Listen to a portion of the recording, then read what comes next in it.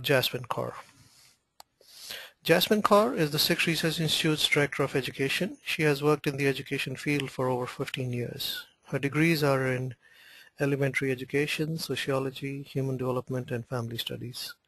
Her passion is developing creative and hands-on Sikhi-related tools for all ages. In the last year, Jasmine has conducted fun, interactive workshops for over 800 children and more than 500 parents and educators across North America in the last year. Today's webinar is free of charge for all attendees, but not for SikhRI. If you get value out of today's session, I strongly urge you to consider donating through the website at www.sikhri.org. And we strongly encourage you to help to make today's session interactive. And you will have the ability to ask questions via the chat, via the questions and answer pane. Now, please make sure you include your city, your name, and your question in the chat panel. Now, please address all questions to me, and I'll compile them for Jasmine Kaur. Now, I'd like to hand it over to Jasmine Kaur for the main presentation. Vaheguru Ji Ka Khalsa, Vaheguru Ji Ki Fateh.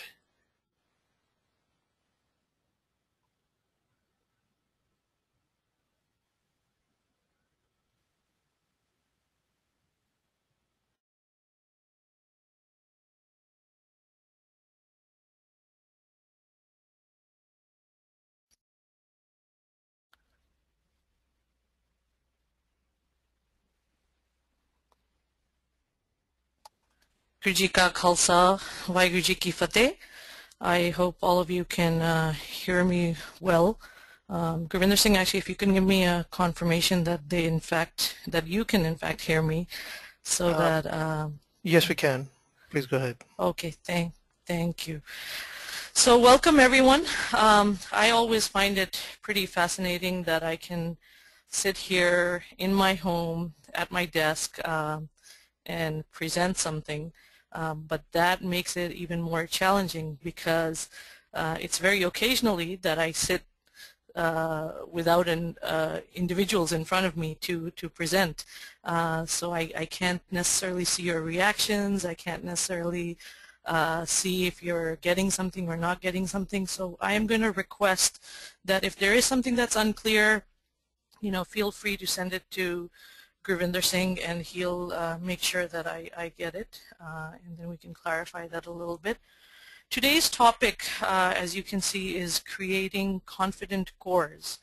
And I think I realized that as a few of us, we came together to kind of come up with this topic, and we realized a little later that, when we say creating confident Kaurs, even though it's understood, Kaurs are Sikh young girls, or Sikh girls of any age for that matter, somehow our understanding of that becomes creating confident girls. I think as a community, in general, in this day and age, there are a lot of confident girls out there. A little bit of my concern was, well, do we have confident Kaurs who are willing to kind of stand up and say, you know what, I am a Kaur who is able to also represent Sikhi. And I'm not sure if I feel that we have a core group of Kaurs who are able to do that. And the reason why I say that is, in my experience in working even in the Sikh arena, I have felt that anytime there is opportunity to be represented, what happens is that often the male Sikh identity is picked to represent the Sikh community versus the female Sikh identity. And there are many reasons for that we're familiar with. It's a visible thing that majority of our Kaurs cannot necessarily be looked at and seen as a Sikh woman, even though they and the community themselves know that they're a Sikh woman. They don't have a dastar most of the time. Most of the time their heads are not covered, but almost, I would say, if they are sent as a representative, then yes, 90% to 95% of the time they do have uncut kesh. So, you know, this webinar is not about identity necessarily, but we have to look at both aspects of it as we go along. And in order for us to do that, what I think we really need to do is look at it, okay, what is Sikhi saying about women's role or a Sikh's role, and where do we, you know, kind of get it. So the overview kind of is that we'll talk about, you know, what is our instruction from Guru Sahib, what is happening in real life, and how can we as individuals, and mainly, you know, for schools and teachers, but also at the home, how can we kind of encourage developing stronger cores so that there's no hesitancy in them wanting to represent the community as a whole. And what do we need to do to, you know, change that? So let me begin with the inspiration. And over here, the inspiration here is from Professor Puran Singh, which, as you would know, you know, at Sikh Research Institute, we often use him. And it's talking about what is really the voice in the Guru Granth Sahib for us. It says the whole Guru Grantha is the voice of a wedded woman or a maiden pining in love of the beautiful. Her nobleness in Guru Grantha is infinite. Her freedom is of the highest. Both man and woman as sexes are forgotten in her voice. She becomes the supreme reality and a freed soul. In the freed soul alone, in the subordination of one to the other, effectively abolished and all disputes hushed. So, you know, what he's talking about over here is that the whole voice in the Guru Granth Sahib is that, actually that of a woman, but it doesn't necessarily mean, so what does that mean? Does that mean it leaves men out of it? No, it's actually saying that, you know, both men and women, they're not actually seen as distinct. You know, we are the ones who make something distinct or discriminate against. They are distinct because man and woman are separate. But the voice that's going towards their beloved, to the divine that they want to meet with, to the divine that they want to recognize, is that of a woman's. So looking at, you know, just how education has kind of come about, whether it's in the North American concept or in the other concepts also, is that there definitely is a difference in how boys and girls are treated at school. And interestingly enough, as in the lower grades, they're not treated differently. But as time goes on, we'll notice that there actually is some research which shows that SAT scores, ACT scores, you start seeing that women start lagging behind. And, you know, not necessarily are they encouraged to study, or, you know, the textbooks, which a lot of are familiar with, don't necessarily represent both sides of the gender roles. So looking a little bit at the U.S. timeline, you know, I thought this was interesting that in 1767 there was a study, and it said that, oh, a school in Providence, Rhode Island, they wanted to offer reading and writing to girls. But interestingly enough, there was a catch. And the catch was, the reason why they wanted to do this, first of all, they would offer this after school time. And the reason why they were doing this is because the teachers had wanted to make extra money. So, you know, on the one side they're showing, oh yeah, there was this need for, you know, us to provide reading and writing to girls. On the other hand, when you look at the core of what's the reason behind it, it's because they just needed extra money. And you know what? The girls were being left out, so hey, why not, you know, help them out? Then definitely there were separate sex schools that we're familiar with. In 1972, though, the Congress enacted an educational amendment, and in that it said, no person in the United States shall, on the basis of sex, be excluded from participation in, be denied the benefits of, or be subject to discrimination under any educational programs or activity receiving federal assistance.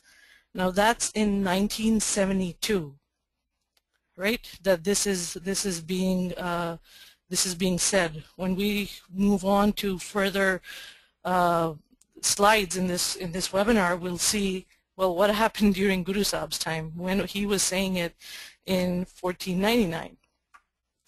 So before we get there, though, let's look at, okay, what is it that the Indic, doctrinal stance was on women? And if you read the quote on the bottom from Manu Simritis, it says, "Tol, Gawar, Sudra, Pasu aur Nari, ye sab taran ke adhikari." So in religious scriptures, when they are saying this, first of all, what are they comparing this woman to? They're comparing it to a drum, to an illiterate, a low caste, and an animal. And on top of that, they're saying, all these things, they are meant to be beaten. So the image of woman, or the psyche of what a woman was in the mind of the people, was that she was this individual who was to be controlled. She was weak and inferior. She was only seen as an object of lustful need. She was impure. And there was no way that she was going to be able to get anyone to any position, any area of freedom or salvation, right? So the Indic doctrinal stance was such, which just recently I was talking to one of our board members, and he said, it's not like that's disappeared.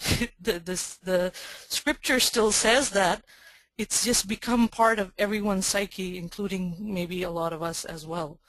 So, but we have to look at it from, okay, what is Guru Sahib telling us? And Guru Sahib is saying, if we want to recognize the divine, then we need to understand that it's neither male or female. How are we even going to describe, when we try to describe someone in the basis of male or female, it actually becomes difficult, because there's the ability of seeing the best in everyone, and that is the divine. And to be able to see that divine, you're not going to be able to describe it based on whether it's male or female. So it's the divine that is the beauty. It's the divine that's within us, not necessarily the male or the female within us. And essentially, they're saying that there is no,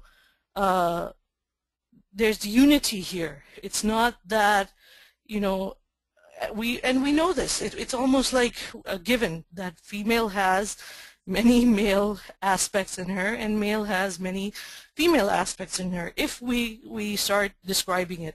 So for example, I think we would say that, yes, women are more sensitive and more emotional. Well, that emotion and that sensitivity also exists in males.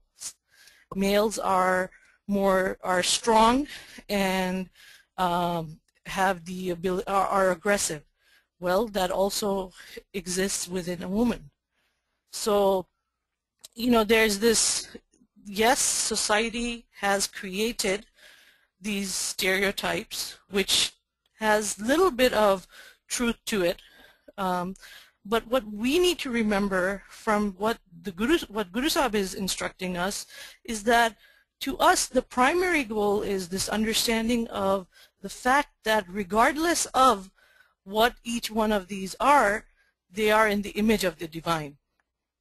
And that is something that, if we keep that in mind as a primary, then it won't really matter whether we're talking about sensitivity or strength, or we're talking about emotional or non-emotional.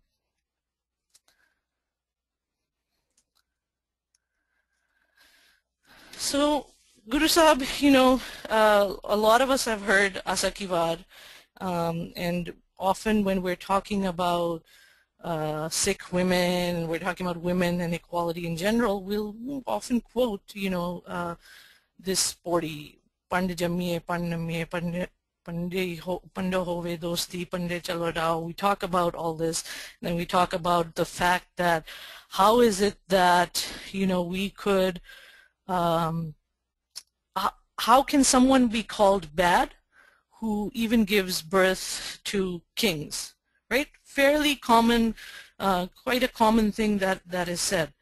Well, Guru Sahib is saying the way we want to maybe look at this is that this is how every single individual that comes into this world is basically enjoys this overwhelming influence of a woman, right? Because of that woman, this individual has come into this world, and there's a major influence over there, on there. And then Bhai Gurdas also says that in everything that the world does, in everything, that we are known to be good at, there is half the population is in fact female.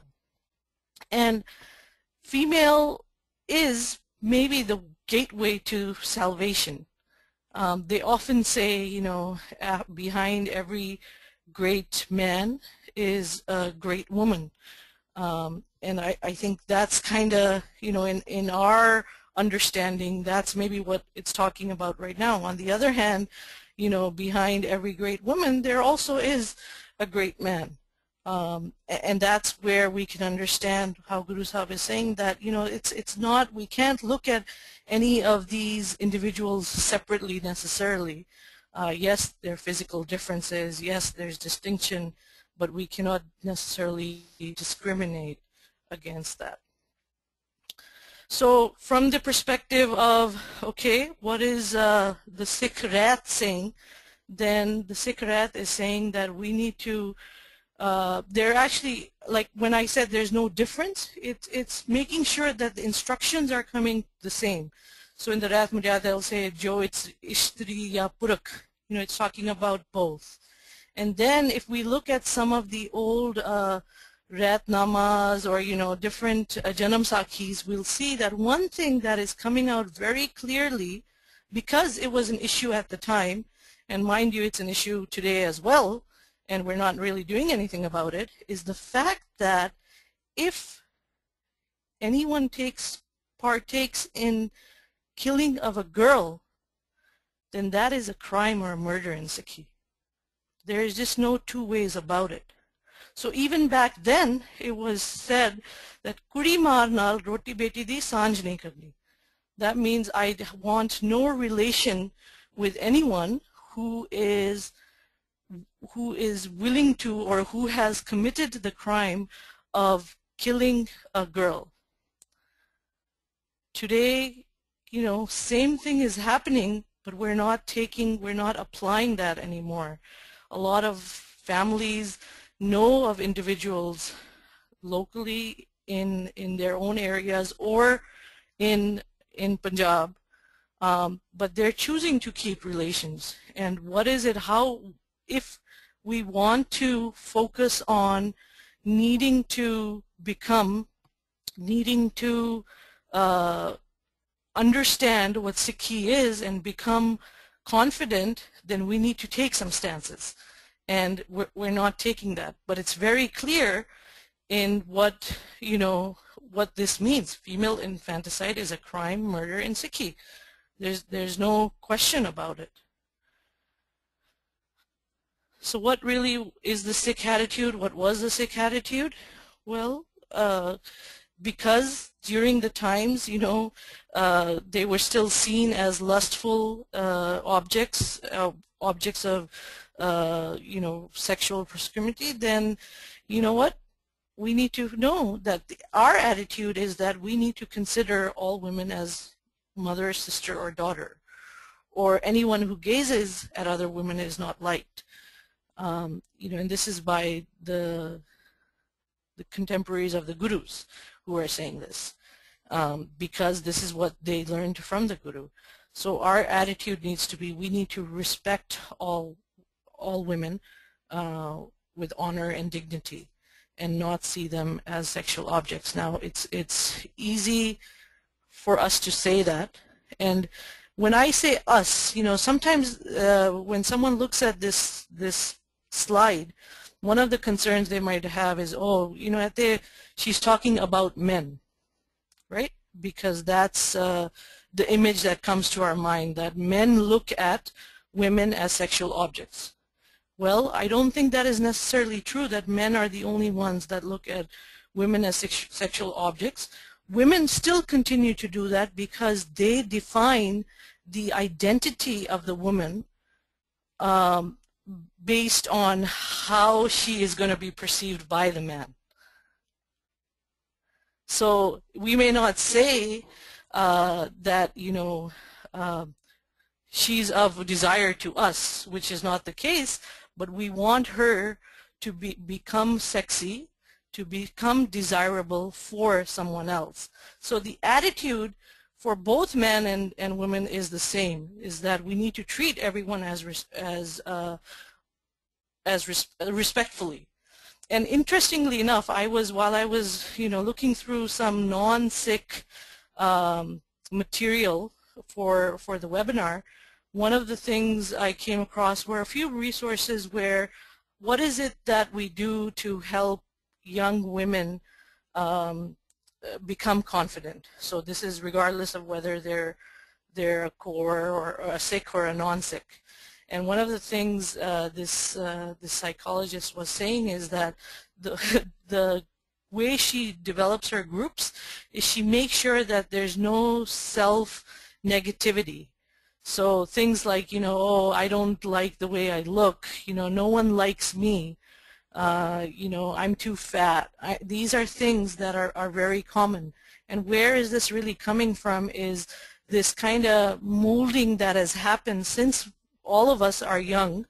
Since the time that we were young, this molding has happened in what the world is around us. And we need to kind of, as Sikhs, look at it a little differently. Yes, there are challenges. We will be molded a certain way. But what are we willing to do to change that and to make a difference? So what were Guru's directives? We were talking about impurity earlier. And so he opposed sexism. Why was it that it was impure for the woman to, at the time to be there, to be seen as impure? And if really we want to look at what is impure, it's the impurity of the mind. What your wrongdoings are, that is what is impure. Just by her going through her natural cycle does not make her impure, but what she is doing or what an individual is doing, that is what is impure if it is done wrong, if it's done wrongly. He got rid of the parda. The idea over here was to make sure that the women were secluded. Once she was married off, so if she kept hidden, then they may not look at her beauty and see her as an object, even though that she was still the object. Of course, countered sati, that if your husband died, then your role was to put yourself on the funeral pyre. And this is something that Guru Sahib told us, well, think about what is truth. Truth is your good doings versus your bad. Advocated widow marriage. Recently I was watching, I occasionally watch Bollywood movies, but recently I was just watching a fairly new movie, and in there the father-in-law was, after his son passed away, was trying to get his daughter-in-law married to another individual so that her life can become a little bit more fulfilling. And he was opposed, because still, even today, that is an issue, that is frowned upon, that is looked as something that it's the woman's fault that that happened, and she no longer has place to a space to live her life the way she wants to.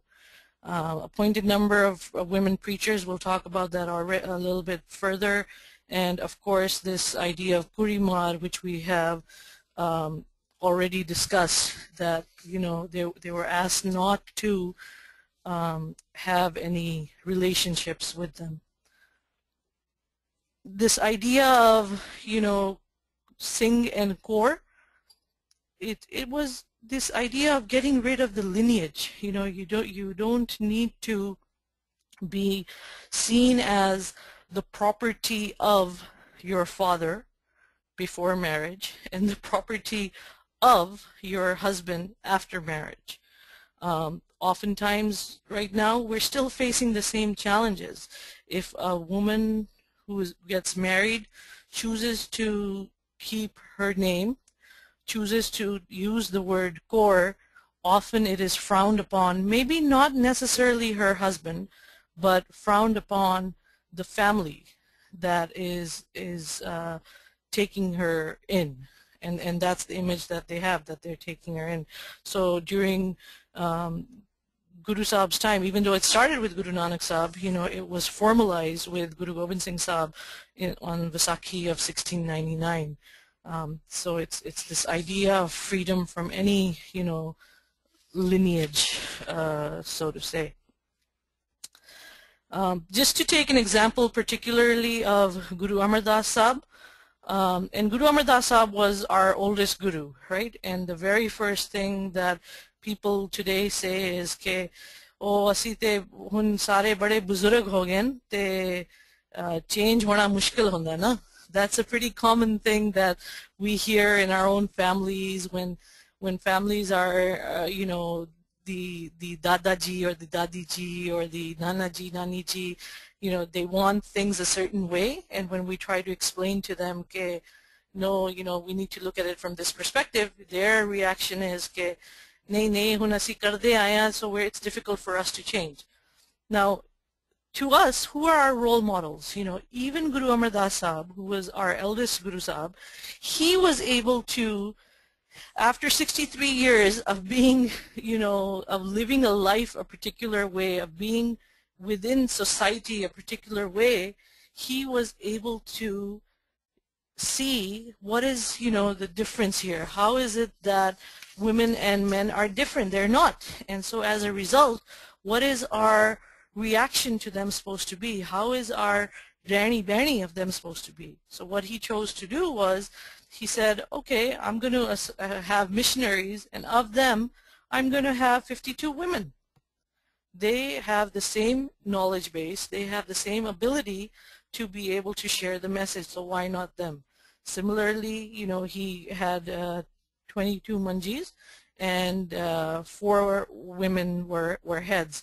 Now there's a little bit, sometimes we've heard 3 women were heads and 4 women were heads, so we had put in a little bit information over there that in some of these books, they had specified that there were 1 or 2 women with the same name, and so sometimes they were seen as one or the other. But the point is that within that time frame where it was extremely difficult, where it was seen as, giving some kind of authority to women was a no-no, that Guru Sahib challenged that and made it happen.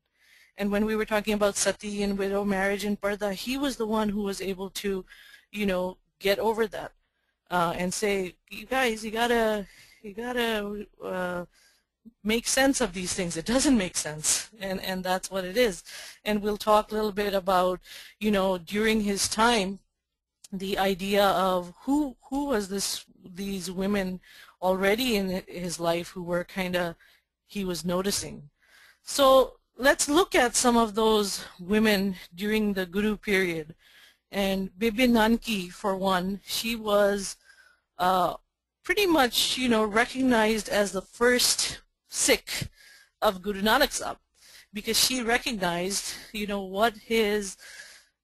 what was in him and what he was trying to say, and how he treated her is what showed her, you know, who he is. Because oftentimes, you know, our, maybe not today, but you know, a while ago, the way our father treats us or way our brothers treat us is very different from the way Bebe Nanki was treated by her brother. And that's something to think about, and how, what impact that makes on her, you know, to be able to then recognize him. Bibi Paniji, she has a very unique position in Sikh history. We have her down here as a multi-generational leader. Well, she was the daughter of the third Guru, Guru Amar Das Sahib's daughter. She was wife of the fourth Guru and mother of the fifth Guru. So she was an inspiration in forming this period of Sikh history, you know, where it symbolizes responsibility, dedication, humility, all that. Mata Kivi ji is the Mahal of Guru Angad Sahib. And personally, you know, when I first heard of Mata Kivi, she is mentioned in the Guru Granth Sahib by Satta and Balwant. And she's mentioned because of how she was able to provide this loving shade. I'm loosely translating it, you know, loving shade of love, basically, to those who came to meet the Guru through her langar tradition, and that she would make kheer with ghee in it. You know, so these days, asi thoda ja kabra jane, oh, badi pari hai, we don't want to eat it, nahi, you know. But those days, it was something that was needed. They were traveling long distances. You know, but the idea here is that there's just one woman which is mentioned in the Guru Granth Sahib, and the mention is of this individual who was a leader in organizing this langar tradition. Now, sometimes as quote-unquote feminists, we feel that, nay, the role of women is not to be in the kitchen at all. They shouldn't be worried about kitchen da ki kam karna. I'm not saying that a woman should have a role to be in the kitchen, but I'm saying that for all of us, we need to have an understanding, we need to have a role that wherever at the given time the need is and the seva requires, that we need to do it. So we shouldn't shy away from that. Sometimes because we feel strongly that, you know, we want to prove differently that women are not stuck in the kitchen, we choose not to take part in it at all. And sometimes I think that changes the way you're thinking, and it shouldn't be the case. And I always felt, the reason why I say this is probably because I used to sometimes feel like that before. That, you know, why is it that the woman always has to be in the kitchen and stuff? And, you know, when I read about Mata Kivi and I understood, you know, how she was a leader in seva, it made me think differently. And these are sometimes the perspectives that we need to share to make sure that, you know, children are understanding it, and we as adults are understanding it as well. Bibi Amro, she was the wife of Guru Amar Das Sahib's nephew. So when we were talking earlier about Guru Amar Das Sahib, here his daughter-in-law basically is the one who sings hymns of Guru Angad Sahib, who was the father of Bibi Amro ji. And she sings these hymns and it touches Guru Amar Das Sahib. Two things could have happened. He could have ignored it and not acknowledged the fact that it touched him. Or, as we know, he acknowledged the fact that it touched him, but it did not, not for a minute did he feel embarrassed that it was through his daughter-in-law that he was getting this understanding, that he was listening to what the Guru was saying. So this shows us the Guru's mind, and it shows us the example of how we can be, what they want us to be. Mata Gujri, as we know, she inspired martyrdom, you know, wife of Guru Tegh Bahadur Sahib, mother of Guru Gobind Singh Sahib, grandmother of Chote Sahibzade. And I often say this even in other workshops that we've done, that when we think of Mata Gujri ji, she wasn't the one who told her grandchildren that if you go in front of the emperor and he says, what are you going to do when you leave, this is the answer you need to give her. She was the one who was able to say to them, you know what, this is what your grandfather was like, this is what your father was like, this is what the Guru Sahibans were like the lives that we are modeling after, this is what they were like. Based on that, then the children were able to, Chote Sahibzade were able to make their decision and say, if you let us go, we are going to go out, we're going to put together an army, and we're going to fight against injustice. Mata Sahib Kaur and Mai Pago we're quite familiar with, the leading the Khalsa, basically when Guru Sahib had left, when Mata Sahib Kaur, and also of course known as the mother of the Khalsa, as well as Mai Pago, who is often seen as the lady who took back the individuals who had left the Guru Sahib and led them back to say, this is something that we need to fix. And beyond that is this the fact that she was his bodyguard, and how like even today, I don't think we consider that a woman could be a bodyguard, because we're focusing on that strength issue. Whereas if your strength in mind is strong enough, it would coincide with your physical strength also, and that's, I think, the reason why Guru Sahib chose to have Mai Pago as his bodyguard. There are a lot of other examples also post-Guru period. Chief Sada Kaur, she was seen as like the first commander-in-chief basically to establish the Kingdom of Punjab. We're quite familiar with Rani Jinda. A little bit about Commander Sahib Kaur. She was actually one of the first ones to win a battle over a British general. So that's something that we keep forgetting. And then on the bottom over there, I have a quote which says, each time a girl opens a book and reads a womanless history, she learns she is worth less. Now in the last, I would say, 7 to 9 minutes, I've gone over the women of Guru period and the women of post-Guru period.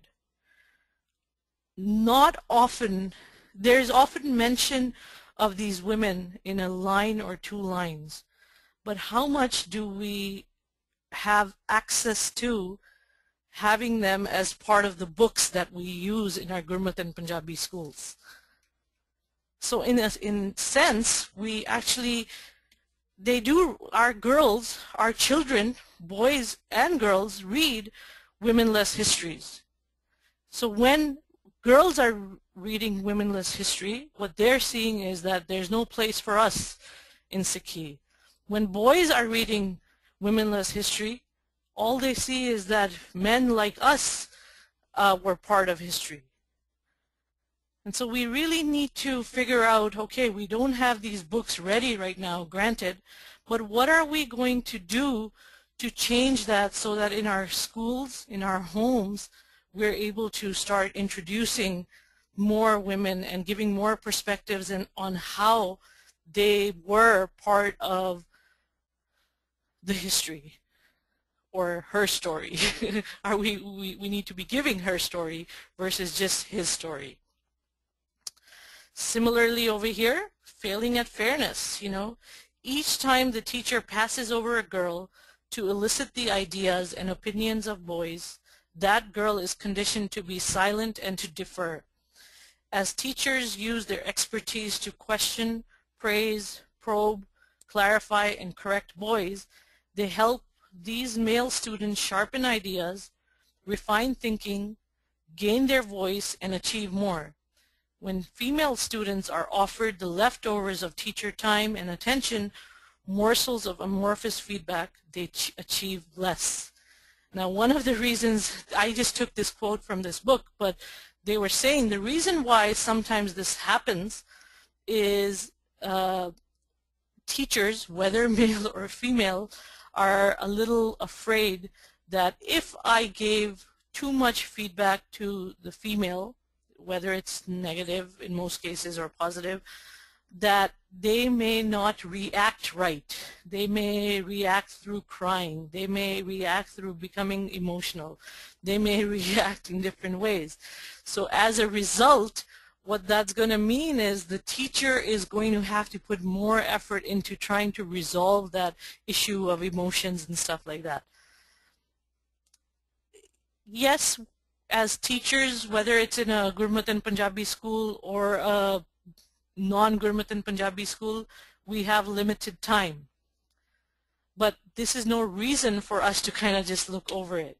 Okay, yaar, roon lag pegi, main usnu zyada na kahan. Because what happens is when you're doing that, the girl is not getting the appropriate feedback to be able to give, to exceed, to learn, to move further. So when we think about teaching, particularly, we need to think about teaching equitably. That how is it that what is our expectation of each child supposed to be? Some of you may have heard of the Pygmalion effect. Basically, what this is when you start having certain expectations for a particular individual, then eventually their behavior ends up becoming like that. So in some cases, you would see that how boys may be encouraged a little bit more and praised a little bit more, and therefore they may think that behavior is appropriate to them, and girls may not be. Now, by the way, don't think I'm making any blanket statements or anything like that. In general, this may seem to be the case. There's certainly many individuals out there who are trying their best to keep this balanced and make sure that this is that both women and girls and boys are being, the expectation is equal. But sometimes it's unintentional that this happens, and we have to constantly keep thinking, what is it that we need to keep in mind, basically, to make sure that this is happening. Then we have, sorry, give me 1 minute. Okay. Response opportunities, regardless of whether it's a boy or a girl, when we do teacher trainings, we say this as well, that we need to allow both of them, some equal time. Just because the hand of a girl doesn't go up as soon as the teacher asks the question doesn't mean that she doesn't know the answer. It just may be a matter of time to let her raise her hand. And this is, by the way, true with some boys also, that they're quieter, they may not participate in a whole classroom setting. And what do we do? How do we figure out how to encourage both boys and girls to do this equally? And of course, individual helping. Some of this is, probing for more. Again, there seems to be some research to show that if a girl gives an answer and it's the correct answer, they'll say yes and kind of move on. That was good, and they'll move on, versus trying to really probe to understand why is it that that child was able to come up with that particular answer or not. Similar things over here, how we interact with the child as far as getting close to them, how we speak to them. This is, I think, from our community perspective, this is more dependent on how culturally we have become used to doing things. So sometimes in our case what might happen is that it might be the opposite, that we're okay to kind of be crude with the boys versus with the girls, you know, we're going to show a lot of courtesy and try to be nice and gentle and stuff like that. Whereas if we're talking about teaching equitably, then you know what, we need to show boys also that, you know, how is it that we respect them. If we're talking about respecting women, then we need to figure out about respecting men too. And so that's where this idea is all coming from. It's not really about respecting women or respecting men, it's respecting individual and respecting the beauty that the individual has within them that is kind of waiting to come out and to be part of it. Similarly, you know, stopping unacceptable behavior, boys are given a little bit leeway. Thode shaitan hagen, so people let them do a little bit go further in their shaitaniya. But girls, on the other hand, thode shaitan hun, they're looked upon as, oh, you should not be doing that because you're a girl. Or vice versa, where if a boy cries because he got emotional about a particular situation, oh, you're a boy, it's okay, you don't have to cry. You shouldn't need to cry, we'll just fix it. Whereas if a girl cries, that's almost an expectation that we have, which is why when we were talking earlier that we kind of go over, let it be that, you know, they they're more willing to, teachers are more willing to say कि मैं ज़्यादा ना कहूँ कि वो upset ना हो जाए. So what are some tools, you know, we can use in the Sikh classroom? And in the next slide we'll talk a little bit about what are some tools that we can use in the at home as well. One of the things I think is really important, because over here throughout, you know, I've been saying and what we read about what Guru Sahib is instructing us, or Guru Sahib's instruction to us is to understand what is divine. And for us to understand what is divine is we need to understand what the qualities of divines are so that we can take those qualities on and live our life accordingly. Now, if the very first thing to consider is that if I am talking about the divine and I start using the word he, God is this and he does this and he is truthful and he is, then how am I even encouraging girls, young Kaurs, to start thinking about the fact that they too can take on these qualities? And we'll go through one of the slides actually shows the Mool Mantar and how we've done it so that we can do it without with a gender-free translation. Showing males and female role models with similarities. You know, yes, we talk about Mai Pago. Probably Mai Pago, if I'm not mistaken, in most Gurmat and Punjabi schools does come up at least once. Whether it may be, you know, the 1 week that we're going to be talking about female role models, or whether it's, you know, that they decide that they're going to do something to do with Women's Day. But maybe what we need to do is we talk about so many male role models, Sikh male role models, because we have so much information on them. What we need to figure out is a way to compare and show that there are similarities between what a male role model did and what a female role model did. Children need to understand that it wasn't because Mai Pago was a woman that she did something, or it wasn't because Baba Deep Singh was a man that he did something, but because they were Sikhs who were committed to the Guru, that they did something that was similar. Again, I'm going to quickly go through an example of that we have that we'll go through.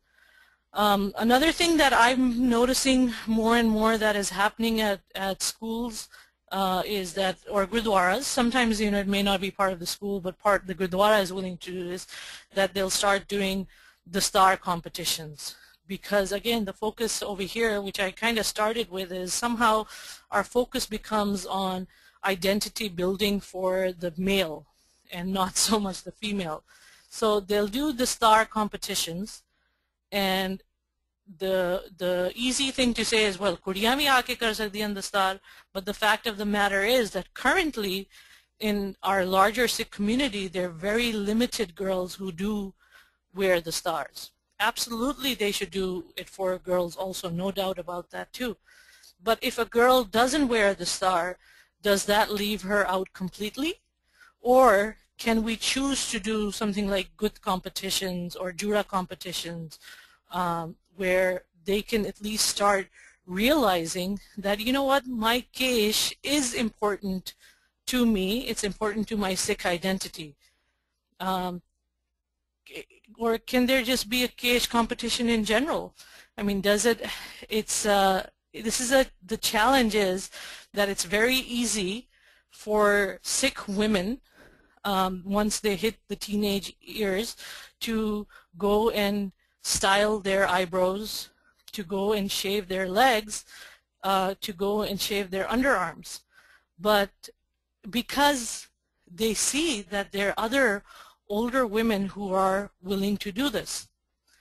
Now, however one makes their choice, that is their choice. But if we are trying to bring up our boys and girls the same way, then would we be convinced that a boy, our son, is going to come one day with a trimmed beard into our house?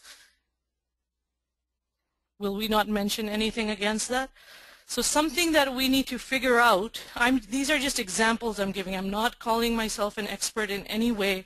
It's a question that I'm going through, that I'm asking, you know, individuals, that what are these kind of things, how do we help develop these young Kaurs to realize that it's okay. We don't have to be seen as this sexual object that needs to have things a certain way. I want to give a particular example over here. Recently on SikhRI, there was an article about Surjot Kaur, who is a field hockey player, and she has chosen not to shave her legs and her eyebrows and stuff like that. Those are the kind of examples that we should be proud of. We should be willing to share. We should be willing to show each other.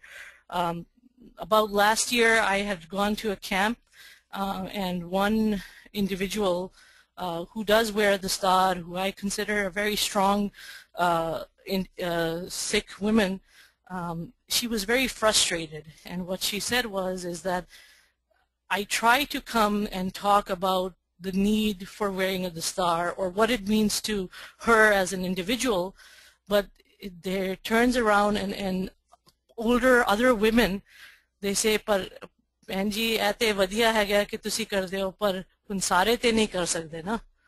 So it's a deep challenge that we're going through as a community, and we're not.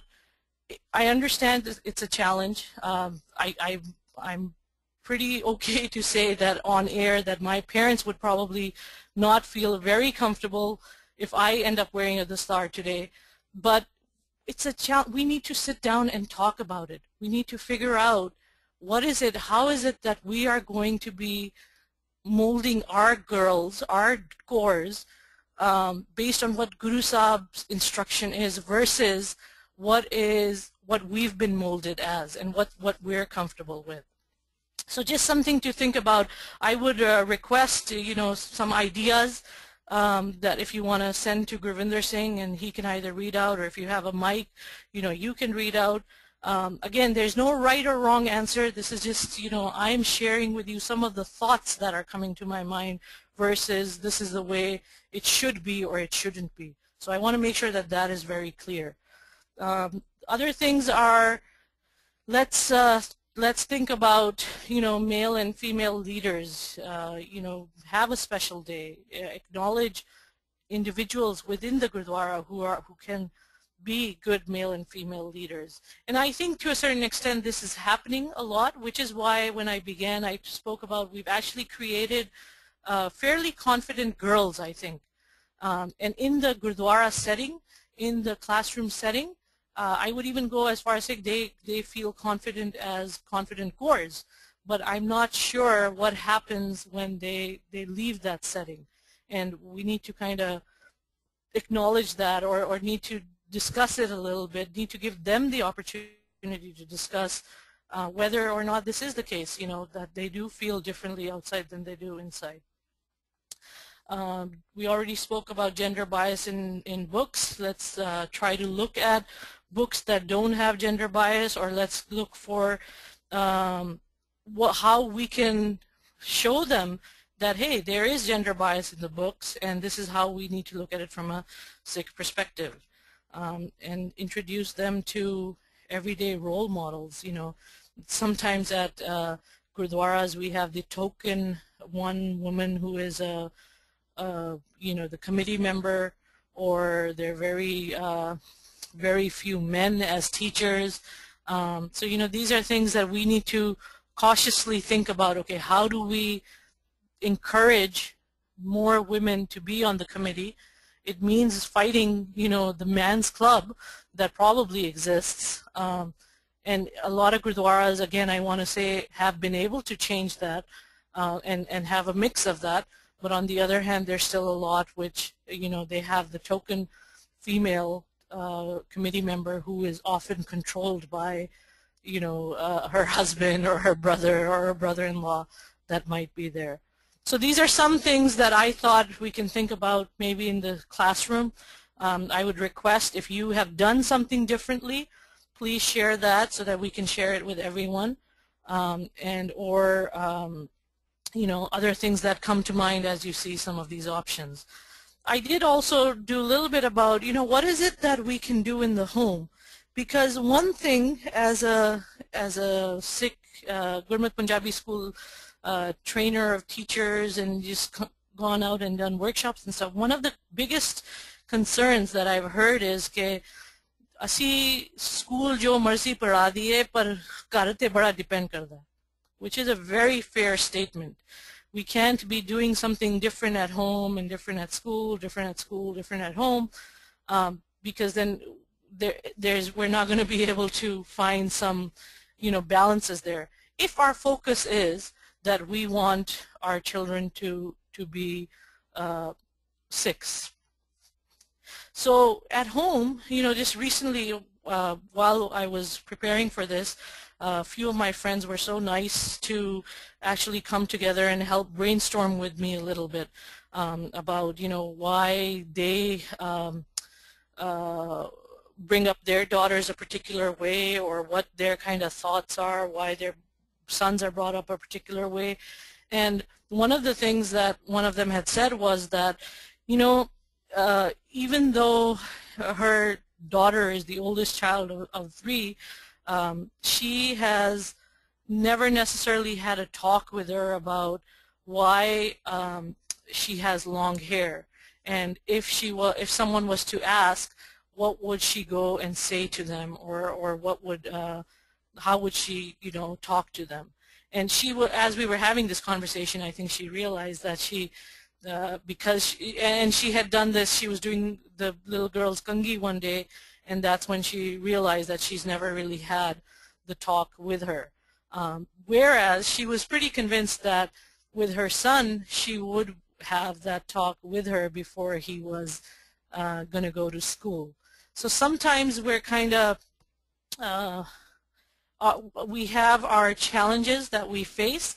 Part of it is because maybe how we were brought up. Part of it is how the experiences that we may have had where we didn't feel like we didn't want to be pushed, and therefore do not want to push our children. And on the other hand, I had another friend who was talking about the reason why she's so particular that her son makes sure that he understands that he has long hair and that his head is covered with a patka, is so that at the age that her son is, she wants to make sure that he is not ridiculed or he's not made fun of because his peers may feel that having long hair, he's a girl. So at that point, the challenge is making them understand what their male identity is versus female identity, and then as time goes on, you know, how the female already having being pretty clear in the non-Sikh community that she's a female, then some of those principles can be passed on to her if she chooses to take it on that way. So this is it's a challenge that comes up, but definitely something that you know is something we need to think about and need to figure out how do we change it, or how do we make sure that we are kind of doing this equitably. Since we kept on talking about teaching equitably, then how are we doing this equitably in our house as well? And again, from my conversation, one of the other things was that they had said that no matter whether they had a boy or a girl in their house, a son or a daughter, their routines were pretty particular. So if the little boy was learning his Mool Mantar, then alongside his sister was picking up on that and learning that as well, or vice versa, where the sister was learning it, then the boy was learning it as well. So develop some kind of a routine so that if it's not the identity, then at least they understand what their principles and what the meanings are, so that they can become confident in who they are as a Sikh. Have books that have Sikh girl characters. Again, that's limited. We're going to go through a list of a few that is going to talk about it's going to talk about you know, what resources are out there. Introduce them to everyday Sikh female role models in your community. You know, sometimes we often look outside of our community, but if we really sit down and think, what are the principles that we want from our daughters, you'll notice that you actually have Sangat members who are exemplifying that. And, you know, figure out a way to help your children meet with those individuals.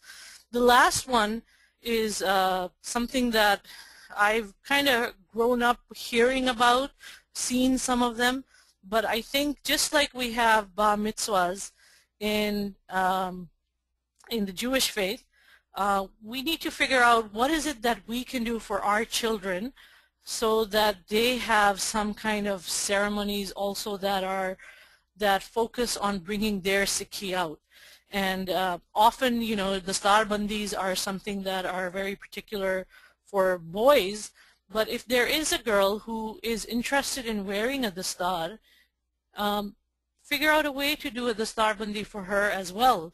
Recently there was a family that I know, and they had a dastarbandi for their son, and their daughter is older and does wonderful kirtan. The family has really focused on working hard with her to, you know, learn her kirtan and stuff. But I was feeling, I said, oh, you know, I wish they had done something for their daughter as well, as big as they did for the starbandi of their son. Because in one way, even though the focus was on teaching her kirtan, and she's actually quite well known in the Sangat, you know, so-and-so is coming to do kirtan and that's going to be wonderful, there wasn't anything as big as the starbandi. So maybe something to consider is doing Charni Lagni ceremonies, where for the first time the child is going to be reading from the Guru Granth Sahib, and along with that, maybe something to add is to do a Vyakhya of that.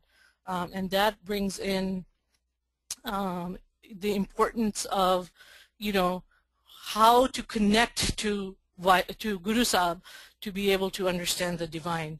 So these are just a few examples that I thought of. It's a little tougher to kind of come up, I think, with examples at home, but again, I would love to hear from individuals who may be willing to kind of hear or kind of tell us what they may have done, or what they've chosen to do in the past, what they're hoping to do as their kids grow older. I do have a couple of questions that have come my way. I'm going to take a minute, if you don't mind, to read through it. And the question that I have is from Rupinder Kaur. And Rupinder Kaur, I'm going to read your question. It seems like it's come in two different uh, two different sections. So for all of you who are listening, if you can just hold on till I read the whole thing, that would be great. So Rupinder Kaur says, I feel that I'm a very confident Kaur and I am surrounded by inspirational Sikh women. However, I feel there needs to be a paradigm shift in how women are viewed in Punjabi culture. There is a huge disparity. The comment I often get is, you need to stay at home and stop volunteering. As a daughter-in-law, there are expectations on me that are so out of sync with Sikhi principles. I feel that education needs to start at a grassroots level in the home with aunties, grandmas, mothers. Any suggestions on how this can happen? How to do you change deep-rooted beliefs? And then the next question is, my second thought is around Anand Karaj. Oh, since it's two separate ones, I'm going to first talk a little bit about the first one, and then we'll go to the second one. So I absolutely agree with you when you say that it needs to start with the Punjabi culture.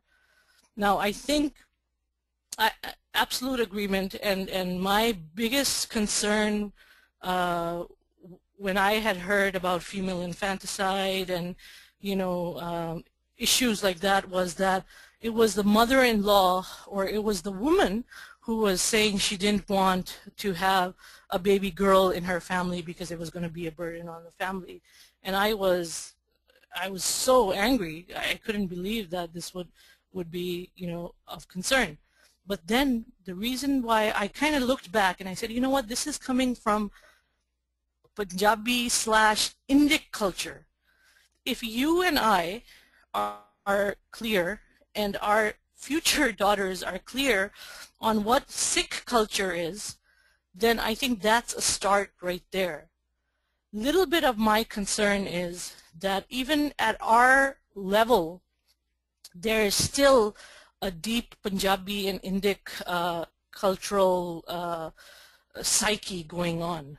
So it may feel like we have individuals around us that are like-minded, but unless we continue to kind of do what we're started to do and continue it, I don't think that change is going to happen. And this kind of similar question came with a few girls several months ago, where they were saying that you know, men were feeling that they shouldn't do Bhangra a certain way because of the culture that's coming in. But ultimately, it's completely different, Bhangra and Sikh culture, right?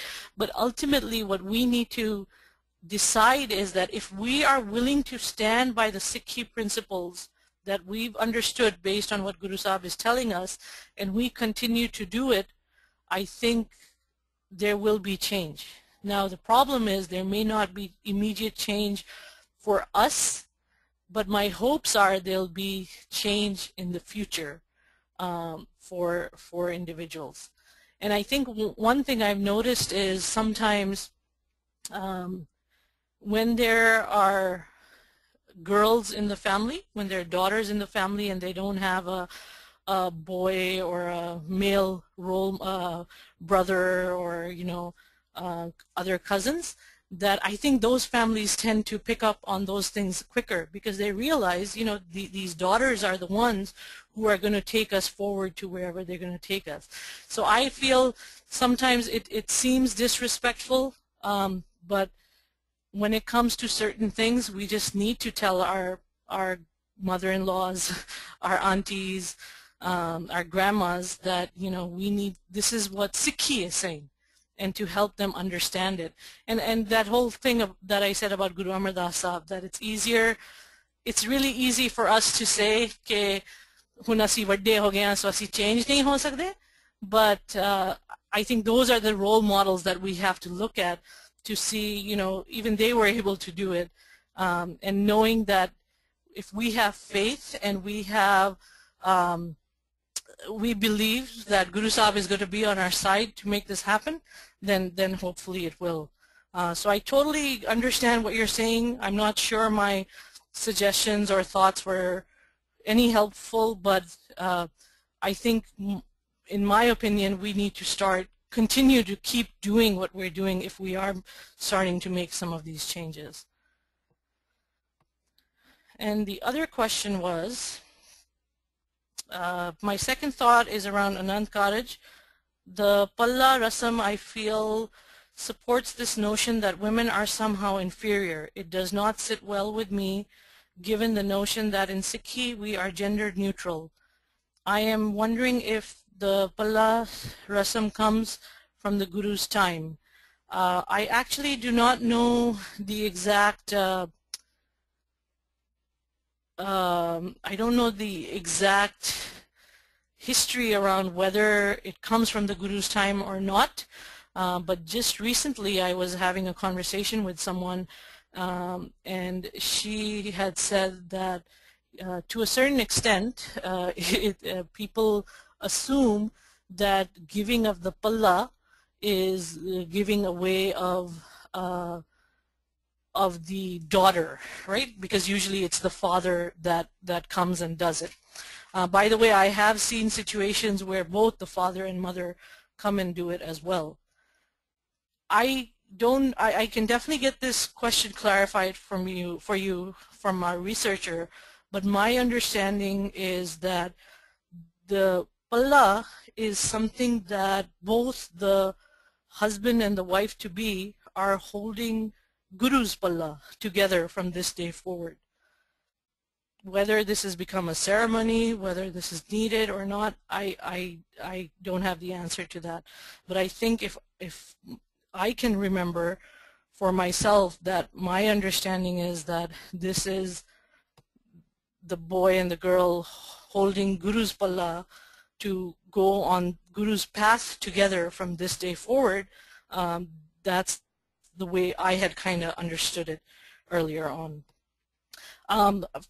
Others, feel free to comment on both of these questions if you have any thoughts, or if there's anything you want to add to this. And then it looks like I had one more.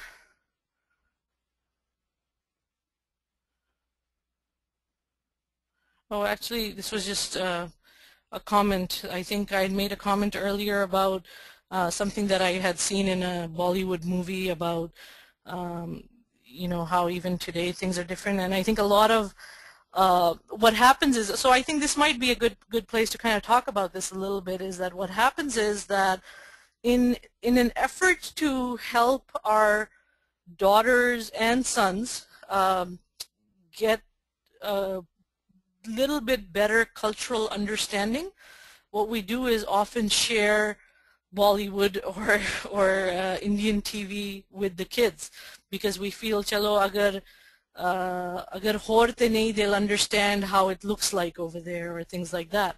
But as a result, what we need to also remember is that these Bollywood movies are still very deep rooted in the Indic culture, or in some cases the Punjabi culture, and we have to think about what is the impact that it's making on the children when they're seeing that.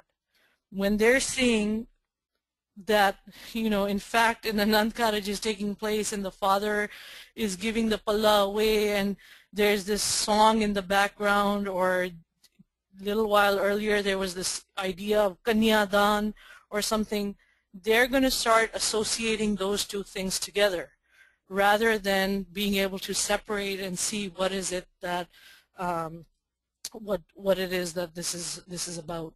So you know, something that I think is difficult for us to definitely do, but we need to figure out, okay, at what point do we as individuals make, you know, the change as to who is what we're willing to expose our kids to. And if they're exposed to someone or something, how are we going to be dealing with that? How are we going to be counteracting that if it's something that is antithetical to Sikhi? Because in my understanding, in my focus is we want to know how we can have how we can create strong young girls.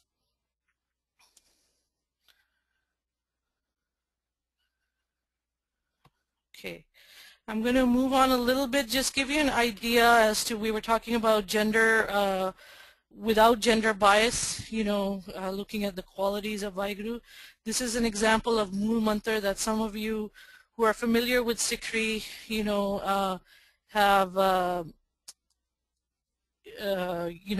have looked at before.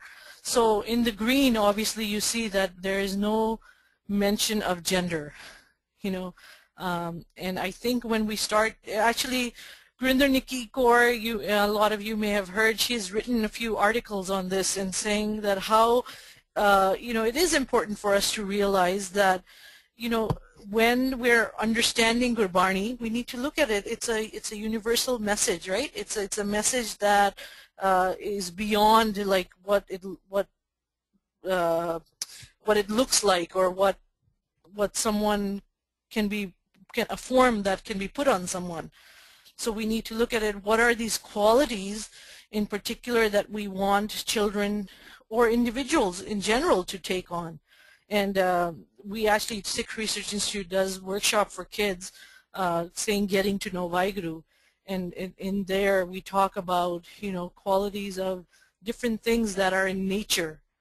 And for a child to understand that if we want to get to know Vaheguru, if we want to really become Vaheguru's sevak, then we need to figure out that, it's the qualities of that individual, it's the qualities of Vaheguru that we need to bring into ourselves so that we can continue on, so that we can be Sikhs the way the Gurus envisioned us to be Sikhs, not the way we have decided that this is what Sikhi is. There are a few more illustrations that we have from near contemporary or present day examples. I'm just going to leave this up for a minute. If you want to look at it when you get the recording, you can look at it again. But the idea for both of these things is that there are quite a few examples out there. Some of the challenges that we face in schools, or even at home for that matter, is that we often say, "Okay, there isn't much information out there."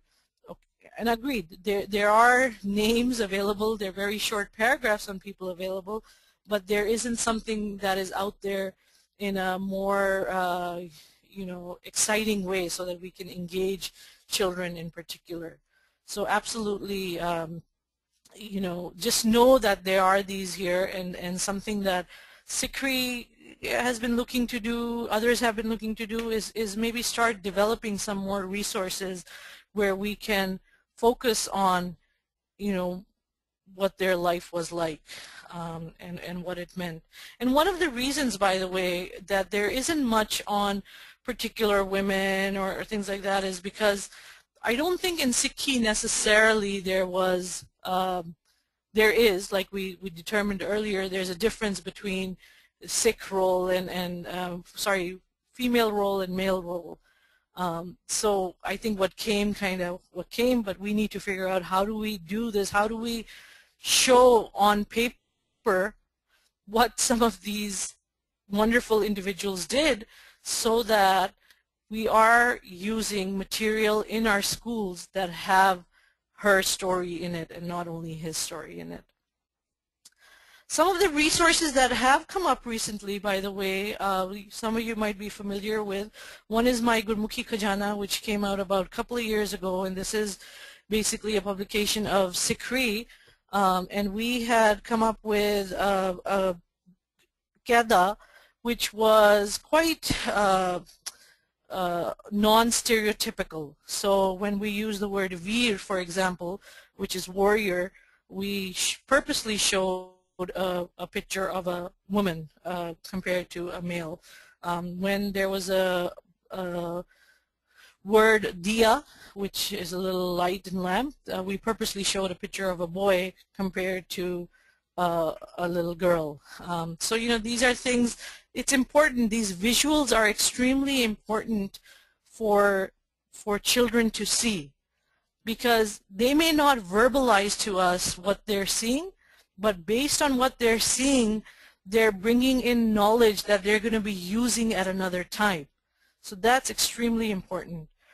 Journey with the Gurus, I think this has done a fantastic job with showing Bibi Nanki's role and how Guru Sahib has stood up for women's rights and non-discrimination in general. And even though, like when I had said initially that Bibi Nanki was the first Sikh, I think pretty much all of us are familiar with that. But we don't have the words, we don't have the right way to explain to children how it is that she was, the first Sikh and what was her life like. The other one is Ek Chota Bacha and Other Sikh Nursery Rhymes. This one in particular focuses on principles that Sikh children need to have. And there is, even though the cover has a picture only of a boy, definitely within the book there is a picture, there are many pictures of little girls in different ways, some wearing patkas, some wearing chunnis, some wearing the stars, different things like that. And it comes with 10 kavitas regarding Sikh principles and how you can incorporate that. The latest one is My First Sikh Books, which is a book, 2 books and coloring pages, which is my first Singh book and my first Kaur book. Now this is, I think it's the first one where they actually, there is a focus on female identity, or the fact that she is a character of her own. It's a very colorful book. It's for very young kids. My only the only thing I see little different in this book is that I wish there is an image of a little girl wearing a dastar, but there is no image of a girl with her hair covered with actually there is an image of a girl with her hair covered with chunni, but no little patkas or bandanas or things like that. Now I wish there were a few more of those, because I think there are more and more girls who I've noticed who actually have who do keep their heads covered even as little girls. And sometimes the challenge is that when some of the little girls are doing this, it's difficult because there aren't any families around who have other girls who are doing this. So a book like this, I wish, because it focuses on My First Kaur, it's a wonderful, I think it's definitely needed in the community. I wish we had a few more images with girls with covered hair, and I'm hoping that in their next edition they would have that. It looks like we have another question. And it's from Harshan Kaur, and Harshan Kaur can ask, it looks like she has a mic so she can ask the question. Oh, hello. Kaurs Fateh. Kaurs Fateh. Okay, I just had a few, sorry, I'm just in the middle of doing a few other things which I'll tell you about in a minute, but I just had a kind of few thoughts on things that you've been saying. I joined the call quite late, sorry, because I've been quite busy. But one of the things was that how do we, during the missile times, weren't there so many sort of female projects out there? And perhaps that would help more with the sort of acceptance in the older people, etc., etc. So I guess that's something that right, to maybe have more female pracharaks. Yeah, we so the question is, how do we develop them? Right, right. Yeah. So part of what I feel we've kind of been talking a little bit about is that one of the things that we need to do as part of schools and part of, and I'm going to just take a limp over here and say that it's not necessarily that we need to create more female pracharaks. I think maybe we just need to create pracharaks who can give the message that is equitable to both males and females. And the reason why I say that is that if we look at the diaspora, we're not really creating any prachariks out of the diaspora. The prachariks are still coming from India. So that's maybe something to consider, is that what is it that we need to do to help encourage our children, whether male or female, to see that, you know, it is okay for us to become those individuals to go out and spread Sikhi. And I think some of that will happen if schools and homes together can start figuring out that, you know, we're going to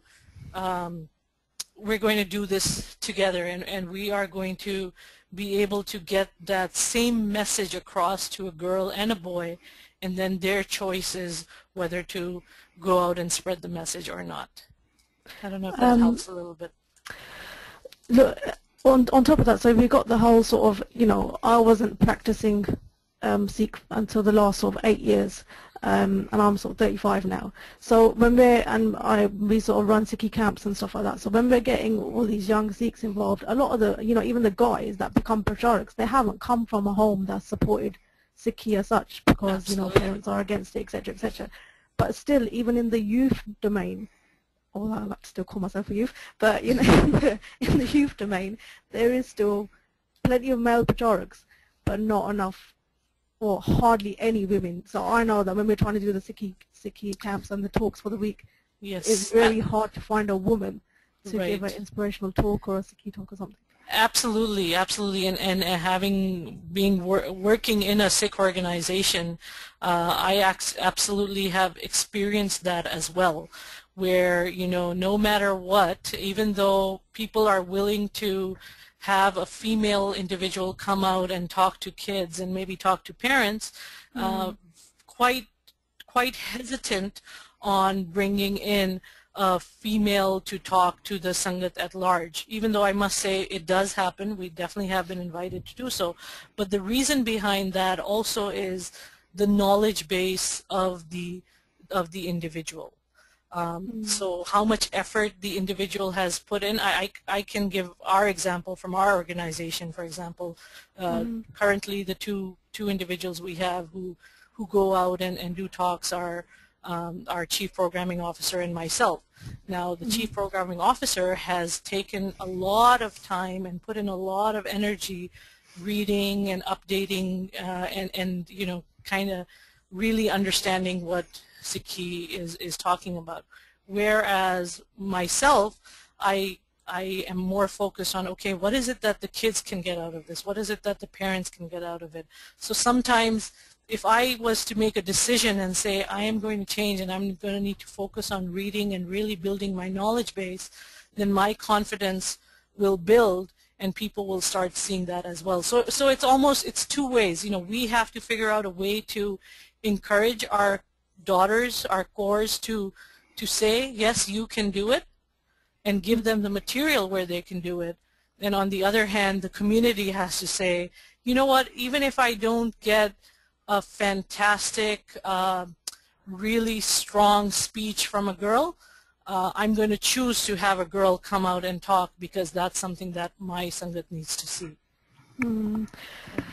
I would say on that you know, perhaps because you already have the SikhRI organization, as a solution, is it possible that to create like a Pracharak women's network or something like that, where you could probably actively do that? Right. So I don't know. It's just an idea. It's just a suggestion. Yeah. What we do have is we do have Sikh leadership retreats called Siddiq, where both male and female are comfortable, and they both are given the opportunity. It's a requirement where they have to take a topic up in Sikhi and present it to the entire Sangat. So there are little steps that are definitely being taken, but the community at large also needs to say, you know, we're willing to do it. And it sometimes it's a matter of just one Gurdwara or two Gurdwaras saying, you know what, that's okay. We'll take whoever the individual is to come and present their information. So absolutely, these are things that are in the works, and definitely we need a lot more individuals who are willing to do it. It looks like from from the attendees that we have today online, there's one Singh and everyone else is a Kaur. So we're almost preaching to the choir in a way.